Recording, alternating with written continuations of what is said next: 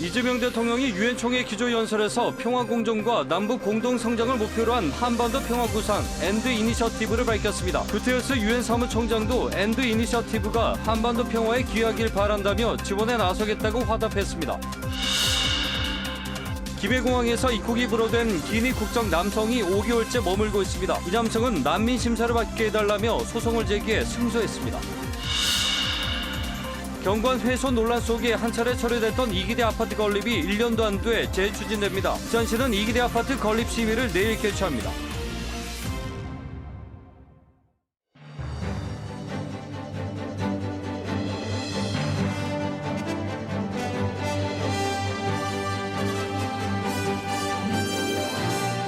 안녕하십니까. KBS 7시 뉴스 시작합니다.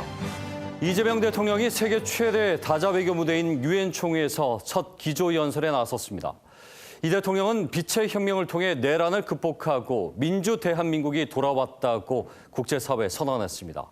한반도 평화 구상도 밝혔는데 교류와 관계 정상화, 비핵화를 중심으로 평화 공존과 공동성장의 새 시대를 열어가겠다고 밝혔습니다.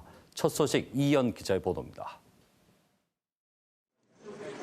190여 개국 정상 가운데 7번째로 유엔 총회 기조연설에 나선 이재명 대통령.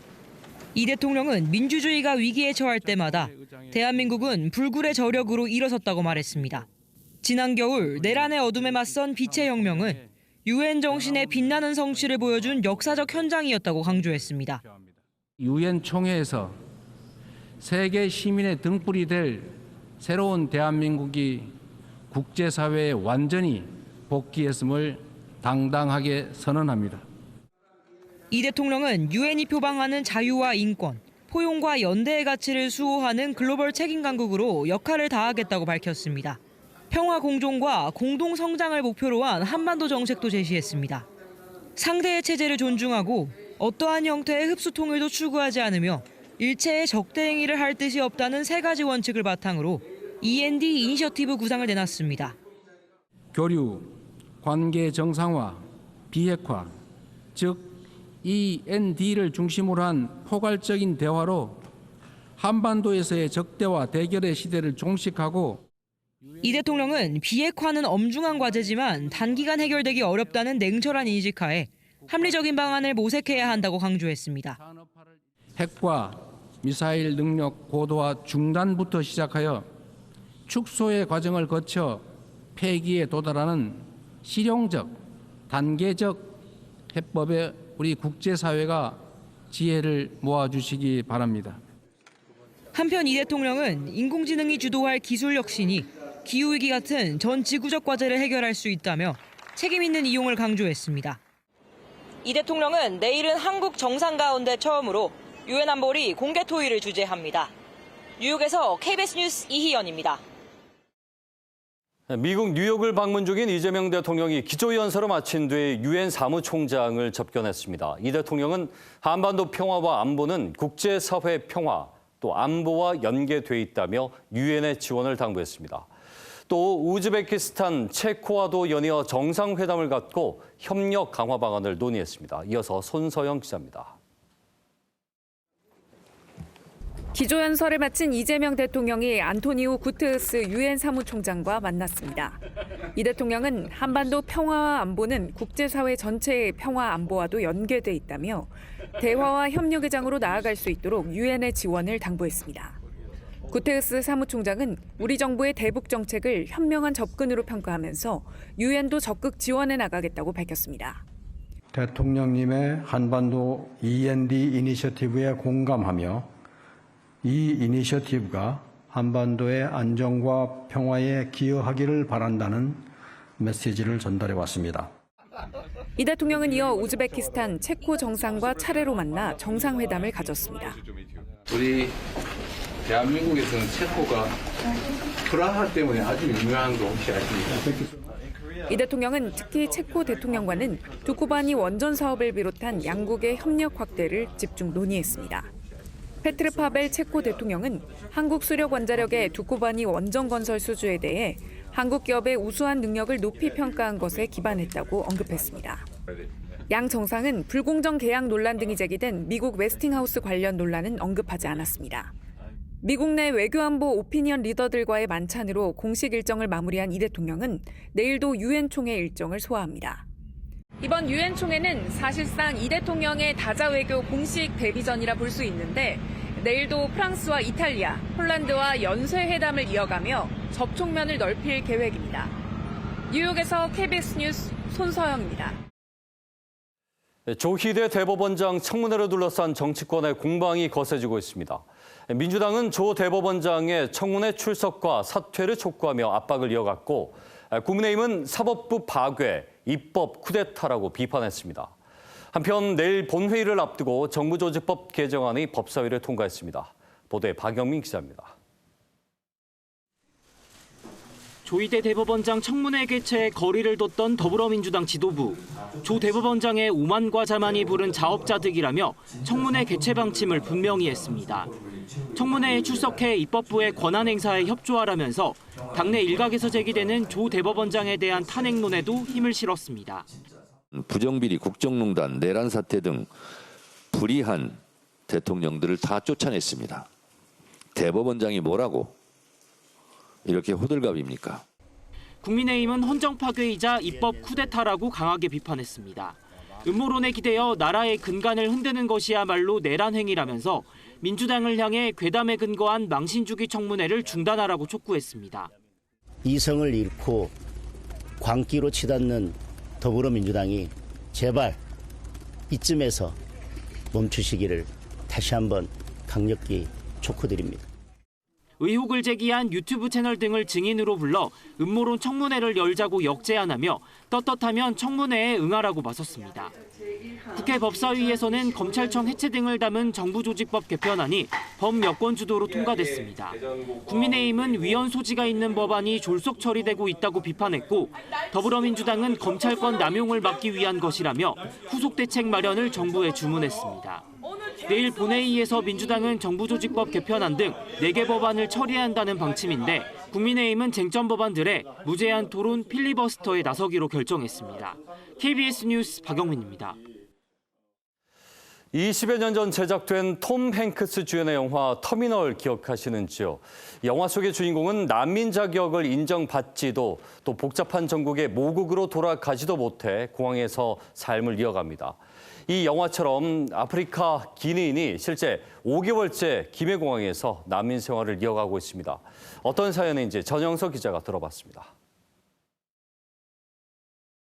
뉴욕에 도착하자마자 고국에서 일어난 쿠데타로 오도 가도 못한 채 공항에서 난민 생활을 하는 모습을 그린 톰 행크스 주연의 영화 터미널.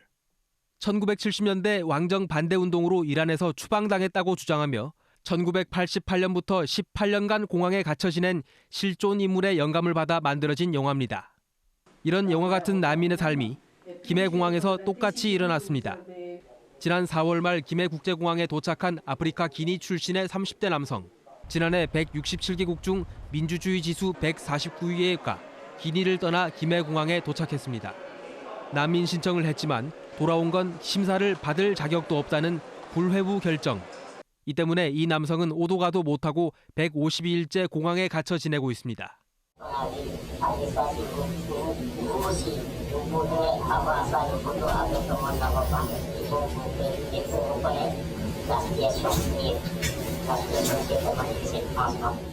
외부인을 만날 수도 없어 상비약과 필수품도 변호사 접견 때 전달받고 햄버거 또 햄버거. 한국공항공사에서 제공하는 햄버거로 하루 3시 3끼를 버팁니다.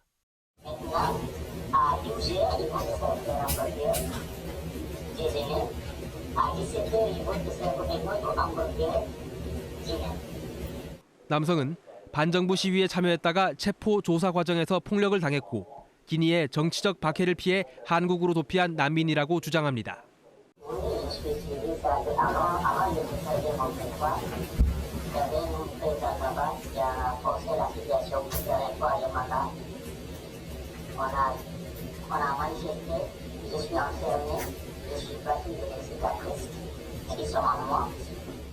난민법에 따라 인종, 종교, 국적, 정치적 의견 등으로 박해받을 공포가 있다면 정부가 난민으로 인정합니다. 하지만 법무부는 해당 기니인의 진술에 신빙성이 떨어진다며 입국 심사를 불허했습니다. 국외부 결정을 남용해서는 안 되는 것인데 이게 아무리 원고가 승소하고 나중에 취소하는 판결이 나오더라도 이 당장에 몇 개월 동안은 이분들을 공항에 잡아줄 수 있기 때문에 시민사회단체는 법무부 결정에 불복하는 소송을 내 승소 판결을 받았습니다. 그리고 난민의 삶을 이어가는 기니인을 공항 바깥으로 데려오기 위해 내일 부산 인권사무소 앞에서 기자회견을 열고 인권위에 진정서를 제출할 예정입니다. KBS 뉴스 전형섭입니다. KT 소액결제 사건 피의자를 검거해 수사를 벌여온 경찰이 그동안의 수사 결과를 발표했습니다. 노트북과 휴대전화 등 피의자가 쓴 장비 일부는 이미 중국으로 반출됐고 범행 핵심 장비인 펜토셀은 해외에서 제작돼 들여온 것으로 추정됩니다. 보도에 강병수 기자입니다. KT 무단 소액결제 피의자 장모 씨. 경찰 조사 결과 장 씨가 범행에 사용한 노트북과 대포폰은 윗선 지시에 따라 이미 중국으로 반출된 것으로 확인됐습니다. 경찰은 노트북엔 이번 범행에 필요한 핵심 프로그램이 설치됐고 대포폰은 장 씨가 윗선과 연락하는 데 사용한 것으로 보고 있습니다. 또 소액결제 범행의 핵심 장비인 불법 초소형 기지국 펜토셀에 대해선 KT가 수거하지 않은 잔류 장비로는 보이지 않는다며 해외에서 제작해 들여온 것으로 추측하고 있습니다. 앞서 경찰은 인천국제공항에서 장 씨를 검거한 당일 평택항 인근에서 범행에 사용된 펜토셀을 확보했습니다. 이 펜토셀은 네트워크 장비 등 27개의 개별 부품으로 구성돼 있던 것으로 알려졌습니다. 다만 장 씨가 구체적인 작동 원리를 모른 채 윗선이 시키는 대로 움직였을 뿐이라고 말하고 있어 장비의 정확한 검증에는 시간이 조금 더 걸릴 것으로 보입니다. 수도권 지역 노린 이유 뭡니까? 시킨 대로 했어요. 누구 지시 받은 겁니까? 당신이요. 경찰은 장 씨 일당이 펜토셀 한 대로 여러 개의 아이디를 만들어 범행을 이어간 것으로 추정하고 있습니다. 경찰은 조만간 구속된 장 씨 등 2명을 검찰로 송치하는 한편 윗선에 대한 수사를 계속 이어갈 계획입니다. KBS 뉴스 강병수입니다. 다음 뉴스입니다. 이기대 입구 고층 아파트 건립과 관련해 해안가 난개발 논란이 거셉니다. IS 동서가 지난해 아파트 사업을 자진 철회했다가 1년도 되지 않아 다시 추진 중입니다. 시민사회단체는 해안가 난개발을 부추기는 꼼수 재추진이라고 반발하고 있습니다. 보도에 강성훈 기자입니다. 천혜의 자연경관으로 국가지질공원으로 지정된 이기대. IS 동서는 지난해 이 일대 2만 3천여 제곱미터터에 31층짜리 아파트 3개 동을 지으려다 난개발 논란이 거세지자 사업을 스스로 접었습니다. 하지만 채 1년도 지나지 않아 사업 재추진에 나섰습니다. 층수를 3개층 낮추고 동수를 1개동 줄인다는 계획입니다. 작년에 지적된 부분도 이번에 최대한 보강을 했고요. 개발 계획이나 구조나 건축이나. 하지만 지역 시민사회단체는 꼼수에 불과하다고 비판합니다. 동수를 줄였지만 세대수는 기존과 비슷하고 용적률도 250%로 그대로이기 때문입니다. 아울러 28층 역시 고층이라 해안 경관 훼손이 불가피하다는 것. 부산 항만공사 땅을 매입해 도로를 넓히고 아파트 뒤 녹지를 구청에 기부 체납하는 것 역시 주민 편의를 위한 필수 시설이지 공공이익과 거리가 멀다는 지적입니다. 기본적으로 용적률은 그대로 가져가고 있기 때문에 실질적으로 경관이라든가 여러 가지 어떤 공공성에 대한 이런 부분들은 여전히 좀 침해를 받고 있다는 말. 부산시 해안 경관자원으로 지정된 이기대 일대가 아파트 개발 논쟁에 다시 휩싸였습니다. 이기대 아파트 건립 계획은 내일 부산시 주택사업공동위원회에서 다루어집니다. 시민단체들은 부결을 촉구하는 집회에 이어 법적 대응도 검토하고 있어 앞으로 논란은 계속될 전망입니다. KBS 뉴스 강성원입니다. 승강기에 타려다 갑자기 문이 닫히는 바람에 몸이 부딪히는 일이 종종 일어납니다. 이런 사고를 막기 위해서 전국 최초로 부산에 승강기, 신호등이 도입됩니다. 보도에 최비지 기자입니다. 도심 6교에 설치된 승강기. 행인들이 서둘러 타려다가 닫히는 문에 몸이 부딪힙니다. 급하게 다시 열린 버튼을 누르기 일쑤입니다. 부딪히려고 하더라고. 그걸 빨리 돌았지. 경고음이나 안내 음성 등 예고 없이 닫히는 승강기 문 때문입니다. 이런 일반 승강기는 문이 열려 있어도 언제 닫힐지 알 수 있는 단서가 거의 없습니다. 이런 불편과 끼임 사고를 줄이기 위해 부산에 전국 최초로 승강기 신호등이 도입됩니다. 승강기 입구 바닥에 LED 조명등을 설치해 문이 닫히기 직전 노란불이 깜빡이고 닫힐 땐 빨간불이 켜지는 방식입니다. 위에서 센서가 달려 있어가지고 문이 열리고 닫힐 때 문이 열린 순간 감지를 해서 불이 시각적 효과에 안내 음성까지 더해져 문이 닫히는 시점을 쉽게 알 수 있습니다. 다음 엘리베이터를 이용해 주시기 바랍니다. 부산시는 한국승강기안전공단과 협약을 맺고 2천만 원을 들여 육교 승강기 33곳에 승강기 신호등을 시범 설치합니다. 설치 전후를 비교해서 사고가 얼마나 나는지 저희가 파악을 해볼 거고요. 그리고 그 이용자 설문조사를 해서 실제로 체감이 얼마나 될지. 전국적으로 최근 5년간 발생한 승강기 사고는 248건. 이 가운데 절반 이상이 부주의 등 이용자 과실이었습니다. KBS 뉴스 최휘주입니다. 코로나19 백신을 맞고 부작용을 겪었어도 보상을 받기가 쉽지 않습니다. 지금까지 코로나19 백신 부작용 피해자 중에서 4분의 1가량만 보상을 받았습니다. 다음 달부터 보상 기준을 완화하는 특별법이 시행되지만 피해자들은 여전히 미흡하다고 주장하고 있습니다. 보도에 진선민 기자입니다.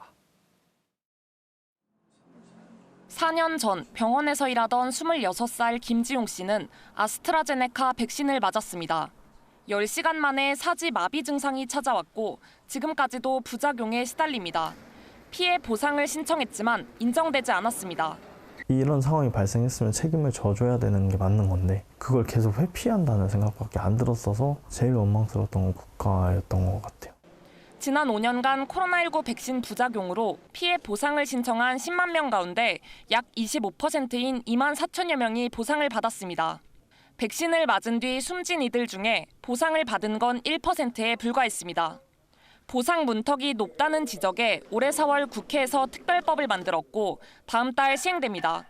특별법은 백신 접종과 부작용 사이에 시간적 개연성이 있고 다른 원인이 없고 인과성을 추정할 수 있으면 보상하도록 기준을 완화했습니다. 하지만 피해자들은 어떤 경우에 인과성이 추정되는지 명확한 지침이 없어 여전히 입증 부담이 크다고 호소합니다. 인과관계 평가 기준이 참 모호합니다. 의사도 아니고 전문가도 못하면서 피해자들한테 입증하라고 하고 있어요. 보상 여부를 심의할 위원회 논의 과정도 투명하게 공개하라고 주장합니다. 피해자와 유가족분들이 체감할 수 있는 수준으로 피해 보상이 이루어질 수 있도록 정부는 특별법 본격 시행에 앞서 만전을 기해야. 내년도 코로나 백신 피해 보상 예산은 올해보다 10억 원 늘어난 70억 원입니다. KBS 뉴스 진선민입니다. 주 4.5일제 도입 여부를 논의하는 노사정 협의체가 출범했습니다. 오늘 첫 회의를 열었는데 OECD 수준으로 노동 시간을 줄이자고 목표를 정했습니다. 보도에 김지숙 기자입니다. 노사정이 참여하는 실노동시간 단축 로드맵 추진단이 첫 회의를 열었습니다. 추진단은 우리나라의 실노동시간을 OECD 평균 수준으로 줄이는 걸 목표로 잡았습니다. 지난해 기준 우리나라 노동시간은 연간 1,859시간입니다. OECD 평균인 1,708시간보다 151시간이 많습니다. 연간 근로일을 감안하면 하루 평균 35분 정도 더 일하는 셈입니다. 이를 단축하기 위해 추진단은 소분과를 만들어 주제별로 논의하기로 했습니다. 주 4.5일제 이행 방안이나 연차 휴가 활성화 등 법제도 개선뿐 아니라 노동 생산성과 고용률을 높이고 일가정을 양립할 수 있게 하는 방안도 논의 주제에 포함됐습니다. 이번 추진단엔 민주노총과 한국노총 등 양대 노총이 모두 참여하기로 했습니다. 경영계에선 한국경영자총협회와 중소기업중앙회가 참여했습니다. 김영훈 노동부 장관은 실노동시간 단축은 저출생 고령화 심화와 인공지능 확산 등 구조적 위기에서 벗어날 수 있는 핵심 방안이라며 노사정이 이를 함께 논의하는 데 큰 의미가 있다고 말했습니다. 그러면서 앞으로 장시간 노동에 대한 근로감독을 강화하고 장시간 노동의 원인이 되는 포괄임금 금지 등 법제도 개선부터 추진하겠다고도 밝혔습니다. 추진단은 앞으로 3개월 동안 현장 간담회와 대국민 공개 토론회 등을 열고 실노동시간 단축 로드맵 형태로 발표한다는 계획입니다. KBS 뉴스 김지숙입니다.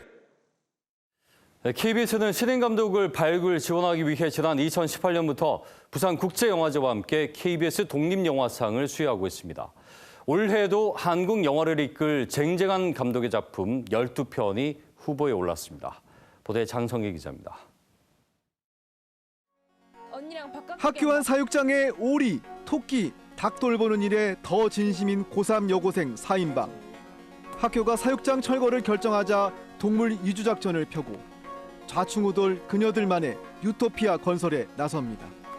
동물, 자연과 교감하며 성장하는 여고생 이야기를 다룬 유재욱 감독의 영화 사냥들입니다.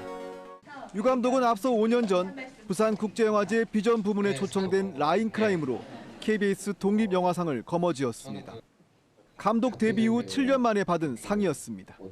한 발 한 발 더 나아가라는 어떤 응원의 이야기로 저는 받아들였고, 그리고 그로 인해서 제가 다음 영화를 찍을 용기를 얻었었던 것 같습니다.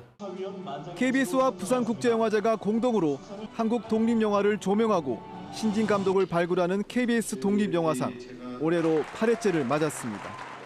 올해 영화제 비전 부문에 초청된 한국 영화는 모두 12편입니다. 심사위원단의 엄격한 심사를 거쳐 최종 한 편이 KBS 독립영화상을 수상합니다.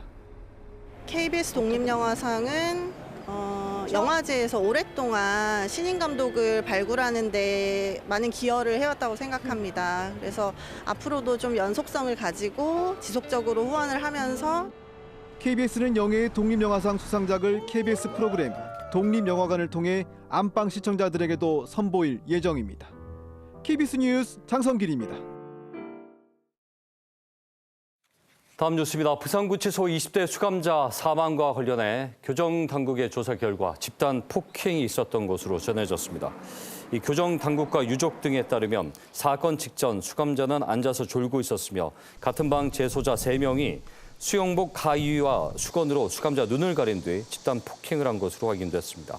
다른 수감자 1명은 망을 본 것으로 파악됐습니다. 피해자 유족 측은 앞서 거만이 소견에서 구타 흔적이 확인됐다며 같은 방 재소자 3명을 살인 혐의로 고소했습니다. 인파 운집 사고에 대비한 범정부 차원의 훈련이 오늘 부산 강서체육관에서 열렸습니다.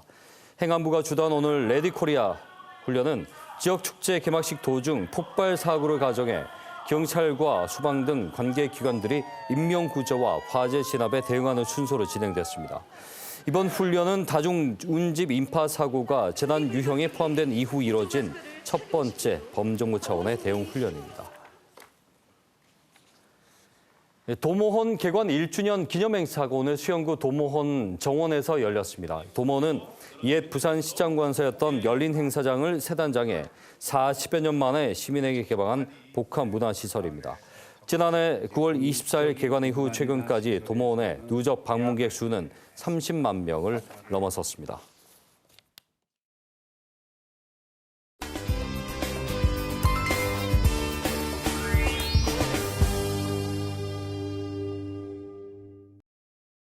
자, 부산의 OK 배구단이 새롭게 둥지를 틀면서 배구 열기가 한층 높아지고 있는데요. 여기에 더해서 부산 경남 여중 배구부가 전국 대회를 모두 휩쓸며 5관왕을 달성했습니다. 29전 28승 1패 놀라운 대기록을 세우며 전국 최강에 오른 경남 여중 문지원 감독 또 2학년 최유빈 선수 저희 스튜디오에 모셨습니다. 예, 두 분 어서 오십시오. 반갑습니다. 예. 두 분 다 저보다 키가 크신 것 같은데 이럴 때는 이제 앉아서 진행하는 게 저는 참 감사하더라고요. 먼저 축하드립니다. 네. 자, 감독님. 최근에 그 김연경 선수가 지원하는 KYK 파운데이션 배구 최강전 우승을 했고요. 그러면 이제 원래 5번 전국대회에서 모두 우승을 한 이 정말 배구 역사상 가장 뛰어난 팀이다 이런 얘기가 지금 들려옵니다. 먼저 우승 소감부터 들어보겠습니다. 일단 저희 경남여중 선수들이 힘든 훈련을 잘 따라와 줬고 예. 그걸 잘 이겨내서 솔직히 우승이라는 게 쉽지 않거든요. 네네. 근데 그 어려운 우승을 5번이나 이겨내면서 잘 견뎌준 덕분이라고 생각합니다. 선수들이 잘 견뎌줬다, 잘 따라주고. 네. 아니 감독으로서 또 그 최우수 지도상을 받으셨어요. 네. 여기에 대한 소감도 좀 들어보고 싶은데요. 네. 지도자상을 받은 거는 제가 뭐 지도를 잘해서라기보다는 예. 아무래도 선수들이 잘 뛰어줘서 좋은 성적을 아, 내줬기 때문이라고 네. 생각합니다. 아, 네. 감독님이 너무 겸손하신 것 같은데 우리 최유빈 선수 소감도 한번 들어볼게요. 어떠신가요? 우승할 때 어떤 기분이셨는지. 네. 일단 5관왕이라는 큰 자리에 올라와서 너무 기쁘고요. 네. 또 이 기쁜 순간을 저희 팀원들이 이제 언니들, 동생들, 친구들이랑 또 다 같이 나눠서 더욱더 기뻤던 순간인 것 같습니다. 다 함께 또 우승을 누렸다는 거 예상하셨나요, 우리 최유빈 선수? 솔직히 네. 이런 큰 자리에 오를 거라고는 예상하지 못했는데 예. 여기 오게 돼서 얼떨떨 하면서도 또 5강 하니까 너무 이제 좋았던 거죠, 그렇죠? 네. 전국적으로 지금 화제가 되고 있어요. 그래서 저희도 지금 모신 거고요. 감독님이 사실 경남 여중 선배시죠. 네. 출신이시고 그리고 현대건설에 이어서 2015년부터 맡은 걸로 알고 있는데 자, 뭐 작년에도 그 어렵다는 2관왕을 했습니다. 근데 올해 5관왕 이렇게 차이가 날 정도로 급성장했다고 표현을 해야 되나요? 지난해도 물론 훌륭했지만 원래 이렇게 최강자로 군림할 수 있었던 이유, 비결은 뭐라고 보십니까? 일단은 저희가 이제 작년에도 좋은 성적을 내긴 했지만 예. 그래도 조금 부족했던 부분이 블로킹 부분이 있었는데 올해는 이제 높은 블로킹과 그리고 수비력 그리고 공격력이 세 조합이 잘 이루어져서 아무래도 강점이 되지 않았나 이런 생각이 듭니다. 그리고 작년에는 이제 블로킹 센터 부분이 조금 약했다는 말씀이신가요? 네. 그 부분이 원래 훈련으로 보완이 됐던 것이고. 네. 그렇군요. 최유빈 선수가 2학년이잖아요. 아까 이제 우승 당시에 선 후배들 얘기를 했었는데 주로 이제 3학년 선수들 많이 뛰다 보니까 호흡이 어땠는지가 궁금하고요. 그리고 실제 어떤 점들을 많이 배웠나요? 원래 처음에는 좀 의견이 안 맞아서 부딪히기도 하고 네. 제가 코트 안에 들어와서 잘할 거라고 생각도 뭐 못하고 예. 제가 잘할 수 있을까 과연 생각을 해봤는데 네. 뭐 언니들이 응원해주고 옆에서 할 수 있다 해주니까 그것도 극복할 수 있었던 것 같고 예. 언니들이 하는 뭐 배구 기술 등등에 대해서 다양하게 많이 배운 것 같습니다. 자신감. 그렇죠. 나도 할 수 있다라는 자신감. 그러니까 동료들로부터 그런 걸 얻을 때 가장 선수로서는 힘이 되죠, 실제로. 네, 그렇죠. 우리 감독님이 보실 때 최유빈 선수의 최고의 장점과 칭찬해 주신다면 어떤 부분을 말씀하고 싶으세요? 대담함인 것 같아요. 좀 대담하고 네. 그리고 이제 키나 이런 성장 부분에서도 높은 편이라서 그런 게 강점이 아닐까. 그렇군요. 그 올해 선수단을 운영하면서 선수들에게 주문했던 뭔가 주문이 그 무엇이었을까, 어떤 부분을 강조했을까, 그리고 팀 운영에 철학이 있으셨을 것 같아요. 여기에 대한 말씀 좀 듣고 싶네요.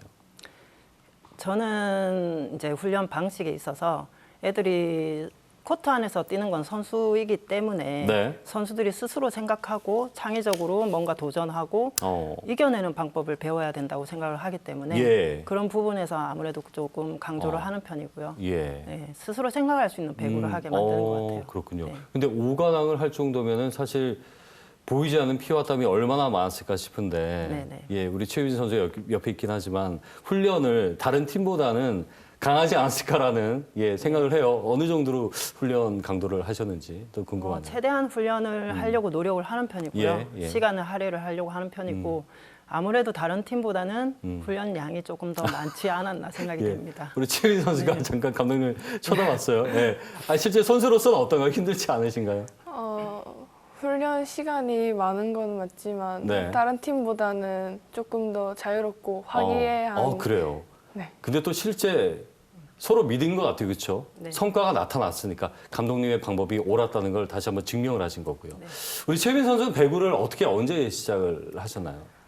저는 어릴 때부터 운동을 좋아해서 줄넘기도 해보고 농구도 해봤는데 어느 날 뭐 TV에서 김연경 선수가 팀원들과 같이 뭐 활동하는 모습과 스파이크 때리는 모습을 보고 엄청 멋지다 생각하면서 관심을 갖게 되고 그래서 배구를 시작한 게 그렇군요.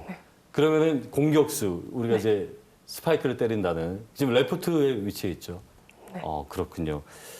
그러면 앞으로의 그 롤모델 선수 김연경 선수와 같은 네. 우리나라를 넘어 세계 최고가 되길 바라보겠습니다. 근데 이제 학업도 같이 해야 되잖아요. 대회 끝나고 바로 쉬지도 못하고 힘들지 않나요? 시합하고 뭐 연습 게임 하다 보면 학교를 빠지는 날이 많아서 일반 학생들을 따라가기 힘들긴 하지만 네네. 운동이라는 종목을 갖고 가는 거니까 최대한 공부도 열심히 해보고 있습니다. 그렇군요. 너무 기특하네요. 뭐 학업에 대한 욕심도 있고 또 학생으로서의 그 책임감도 잘 느껴지는 것 같아요. 감독님, 그 배구가 프로가 된 이후에도 여전히 야구나 축구에 비해서는 좀 지원이 부족하다. 이런 얘기들도 여전히 있습니다. 실제 현장에서 학생들 지도할 때 가장 아쉽거나 좀 보완이 필요한 부분이 있다면 어떤 것들이 있을까요? 지원이 작은 거는 맞고요. 예. 아무래도 부산시다 보니까 종목이 워낙에 많아서 교육청에서 나오는 지원이 작을 수밖에 없어요. 구기 종목에는 그래요? 선수가 많기 때문에. 하지만 그거를 이제 잘 이용해서 뭐 대회도 나가고 해야 되지만 솔직히 부족은 많이 하거든요. 그런 부분이 좀 채워지면 아무래도 좀 더 선수들이 편하게 대회도 나가고 아무래도 좀 대회 기회도 많이 가지게 되고 그러지 않을까 생각이 됩니다. 프로배구는 사실 뭐 히트도 하고 사실 그 요즘 프로배구 남녀 모두 시청률도 많이 올라왔어요. 그런 화려한 면도 있는 반면에 지금 그 초중고 배구 이런 지원들 현실적인 부분이 좀 필요하다는 말씀이신 거죠? 네, 그렇죠. 예. 그 OK 배구단이 부산으로 왔잖아요. 네. 그런 부분도 배구 저변 확대에 좀 도움이 될 수 있을까요? 어떻게 보십니까? 예산 문제는 솔직히 모르겠고요. 하지만 이제 배구를 조금 더 홍보하고 좀 더 알려진다면 아무래도 선수 수급에는 좀 도움이 되지 않을까? 유소년들이 많이 배구 선수를 꿈꾸지 않을까 생각이 됩니다. 그 저변이 넓어진다는 건 많이 알려지고 관심을 갖게 된다는 거니까 좀 기대를 해보죠. 마지막으로 우리 최유빈 선수 꿈이 있다면 한 말씀 들어보고 싶네요. 지금 현재 꿈은 내년에 또 정관왕을 노려보는 걸로. 그리고 미래에는 프로 배구 선수를 넘어서 국가대표까지 가보고 싶습니다. 응원하겠습니다. 우리 감독님도 한 말씀 해주시죠. 올해 너무 좋은 성적을 내서 유빈 선수가 말한 것처럼 정관왕을 하면 좋겠지만 최선을 다해서 이제 후배들이 선배들 못지않게 좋은 기량으로 내년에도 국가대표가 발전되고 그렇게 또 좋은 성적으로 이어지면 너무나 좋겠죠. 최선을 다하겠습니다. 알겠습니다. 부담은 되지만 그래도 또 선수가 이렇게 의지를 보이니까 감독으로서는 더욱더 힘을 낼 수밖에 없는 상황인 것 같아요. 다시 한번 축하드리고 올해 고생 많으셨습니다. 또 내년에 더 밝은 모습으로 뵐 수 있길 기대해 보겠습니다. 오늘 고맙습니다. 감사합니다. 네, 경남 여중의 문지원 감독 또 최유빈 선수와 함께 얘기 나눠봤습니다.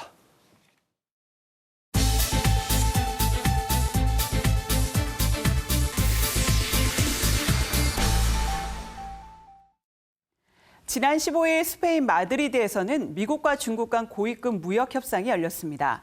이번 협상에서 가장 큰 관심을 끈 의제는 쇼폼 동영상 플랫폼 틱톡이었습니다. 그동안 넘길 수 없다던 중국과 미국 내 사업권 매각은 불가피하다던 미국이 드디어 기본 합의에 도달했다는 소식입니다. 틱톡은 전 세계 사용자 10억 명, 미국 내 이용자만 1억 명대 후반에 이를 정도로 막대한 영향력을 지닌 초대형 플랫폼입니다. 문제는 이 앱의 모회사가 중국 기업인 바이트댄스라는 점이죠. 미국 정부는 그동안 국가 안보를 이유로 틱톡을 경계해왔습니다. 특히 두 가지가 핵심 우려였습니다. 먼저 틱톡이 수집하는 방대한 개인정보가 중국 정부에 넘어갈 수 있다는 점. 또 강력한 추천 알고리즘이 여론을 조작하거나 정치적 선전에 활용될 수 있다는 위험이었습니다. 실제로 틱톡의 전 임원이 중국 본사가 미국 이용자 데이터에 접근할 수 있다고 폭로하면서 이러한 의혹은 한층 힘을 얻게 됐습니다. 지난해 4월 미국 의회는 이른바 틱톡 금지법을 통과시켜 정해진 시한 내 미국 자본에 매각하지 않으면 미국 내 유통을 금지하겠다는 강수를 뒀습니다. 틱톡과 일부 크리에이터들은 표현의 자유 침해라며 소송을 냈지만 올해 초 연방 대법원은 이 법이 합헌이라고 판단했죠. 다만 정치적 계산도 복잡하게 얽혀 있었습니다. 트럼프 대통령은 젊은 층의 반발을 의식해 시행시한을 몇 차례 유예했고 중국과의 무역 협상에서 틱톡을 협상 카드로 활용하려는 의도도 있었습니다. 이제 합의의 골격은 어느 정도 드러났습니다. 백악관과 주요 외신 보도에 따르면 틱톡의 미국 사업은 미국인 투자자가 다수를 차지하는 합작법인으로 이관됩니다. 데이터 저장과 보안은 미국 IT 기업 오라클이 맡아 미국 내 서버에서 관리하는 방안이 포함되어 있습니다. 또한 틱톡의 핵심인 추천 알고리즘은 복사본 형태로 미국 합작법인에 제공돼 미국 사용자 데이터를 기반으로 재학습을 거칠 계획인데요. 이렇게 되면 미국은 경영권과 데이터 통제권을 확보하고 중국은 알고리즘의 원천 소유권을 유지하는 절충안에 가까운 구조가 됩니다. 다만 이 합의는 현재 아주 기초적인 수준일 뿐 최종 계약 체결과 중국 정부의 공식 승인이 남아 있습니다. 중국이 실제로 알고리즘 기술 이전을 어디까지 허용할지 또 새 합작법인이 얼마나 독립성을 가질 수 있을지는 여전히 지켜봐야 할 부분입니다. 틱톡 사안을 둘러싼 이번 합의는 단순히 한 기업의 매각을 넘어 기술과 안보 그리고 정치가 얽힌 미중 패권 경쟁의 새로운 시험대로 평가됩니다. 이 타협이 앞으로 글로벌 플랫폼의 규제와 국제 기술 질서에 어떤 변화를 가져올지 전 세계에 관심이 쏠리고 있습니다. 지금까지 키워드 이슈였습니다.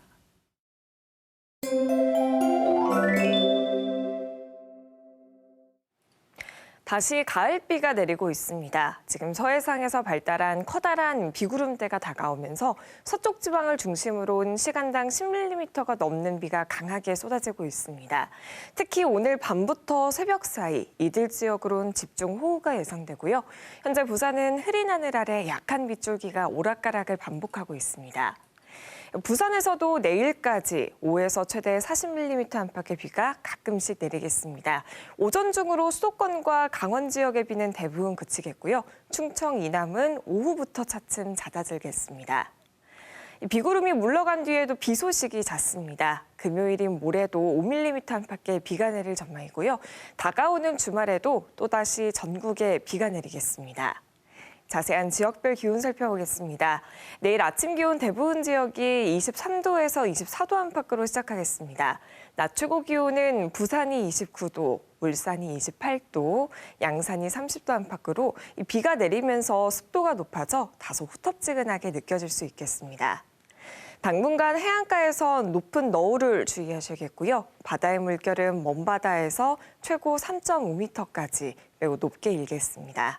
지금까지 날씨 전해드렸습니다. 영화 속 얘기인 줄로만 알았는데 현실입니다. 기니 국적 남성의 고단한 싸움이 계속되고 있습니다. 난민 심사조차 받지 못한 채 150여일 동안 하루 3끼 햄버거로 끼니를 때우며 김해공항에 갇혀 지냈습니다. 오늘 법원은 난민 심사를 받을 자격이 있다며 손을 들어줬지만 여전히 공항 밖으로 이 남성은 나갈 수 없습니다. 인권이라는 보편적 가치를 내세우는 우리 사회가 도움을 필요로 하는 이들을 어떻게 포용할지 다시 한번 깊이 고민해야겠습니다. 뉴스를 마칩니다. 고맙습니다.